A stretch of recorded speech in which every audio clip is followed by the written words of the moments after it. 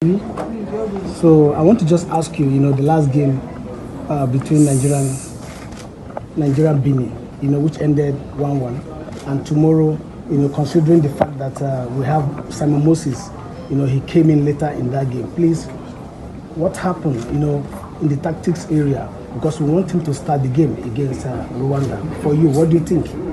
Because he was benched and he provided the pass, considering his performance in the last few games he played. So we hope to see him play, to start the game for Nigeria. So Thank you very much. I think it's a very interesting question. It's nice to be here. Congratulations to everyone. Qualification is for all of us. We played the game with 11 players, and you are giving me only one now. What about the other 10? Give me the lineup. Okay. We all know what Simon can bring to the team. Talent-wise, energetic, quick, smart. I'll think about it. Thank you. Thank you. Okay, I would like to call, you come later, but this man, I know why he's raising up his hand. Yes. Good afternoon, Coach. My name is Movis. Yes, sir. My question is very straightforward. Are you bothered by the fact that the Super Eagles didn't win a single game in the AFCON qualifiers away from home? Aside from the game that was the victory against Nigeria, drew with Rwanda away, drew with Benin Republic away. Are you bothered by that one? Considering the fact that by March the World Cup qualifiers starts, and it's only fact that we have to win almost all of our games if we have to stand the chance of progressing. Are you by any way bothered by that poor away from doing these qualifiers? You cannot say poor away from. We didn't lose away from home. Mind you, football today has gone beyond what it used to be. And everybody comes prepared against Nigeria. Getting points away from home, I think the team deserves some credit. Yes, World Cup will come. I don't know if I'll be in charge or not. And then if I'm in charge, definitely we'll speak about it. We know that we have to win every game. And we'll approach every game as World Cup final. So let our time come first. Okay, Because we've not seen Ademola with money and we've not seen Ola with the team. Relationship is something that is key. Prior to our game in Benin against Cote d'Ivoire against Ghana, I had a word with an official from Nottingham Forest. And then after that, I got a message from Lulu, the manager of Forest as well. Please, we can release Ola for the game as now, next weekend. I said, okay, we have a deal. Once we're able to get the result in Cote d'Ivoire, we'll keep the relationship. Okay, thank you, Coach. Relationship.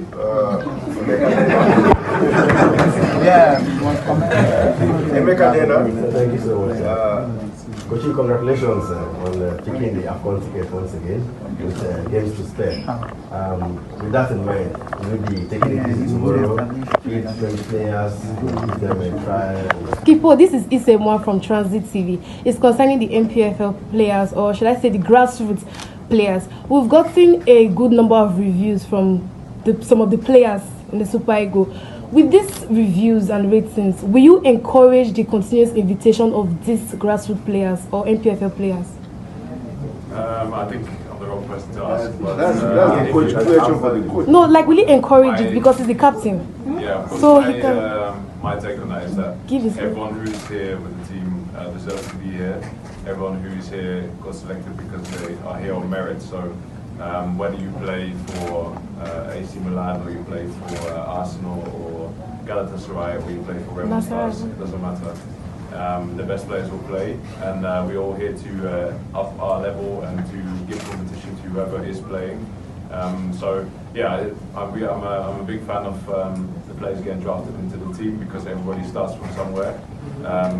My first team when I got my first call up was in Holland, and we were just getting relegated that season. And yeah, now if I see the level of MPFL, it's a good level. So I think there's not a big difference anymore between maybe some of the smaller clubs, smaller teams in Europe, and the big teams here in Nigeria. So everyone has to start somewhere, and yeah, they'll have my full support. And if they good enough to play, then that's for the coaches to decide. So everyone has a fair opportunity.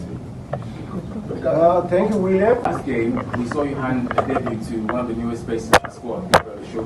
And I think most Nigerians were divided online regarding his performance, given the fact that you also took him out at half-time. As a manager, can you assess his debut for the Super Eagles? Were you impressed with what you saw? And can you please tell us why you took him off at half-time?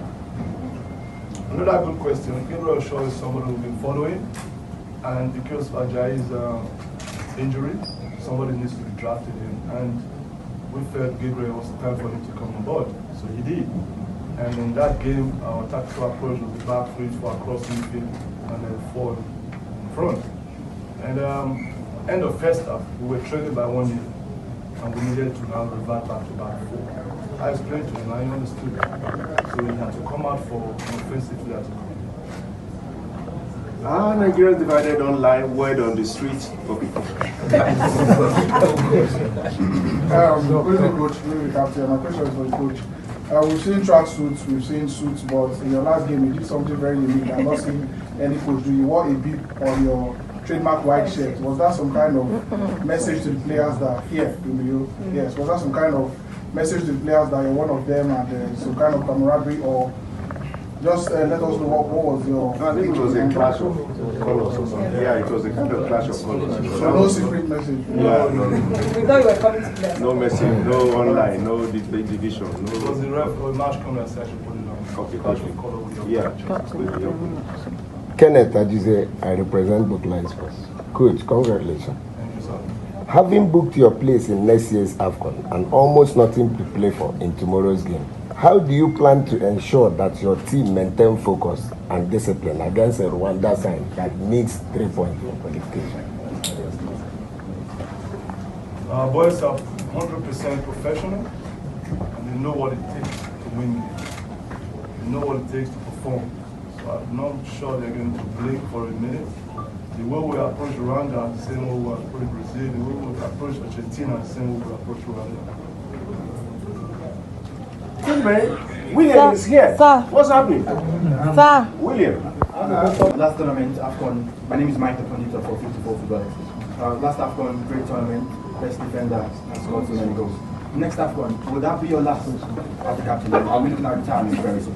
I mean, I think there's this question I guess asked normally to players in Nigeria. I think a little bit too early. I'm 31 now. I think I'm probably playing my best football in the recent years.